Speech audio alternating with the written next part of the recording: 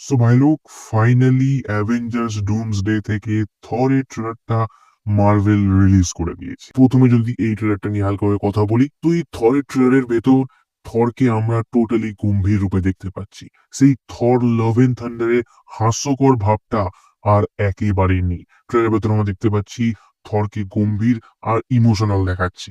And এটাও মনে হচ্ছে যে এবার ডাইরেক্টর রুসো ব্রাদার্স আবারও থরকে সেই ইনফিনিটি ওয়ারের থরের মতো শক্তিশালী ভাবে আমাদের সামনে প্রেজেন্ট করতে চলেছে। আর তারপরেই ট্রেলারের ভেতর তুমি থরের লুকটা কি লক্ষ্য করেছো?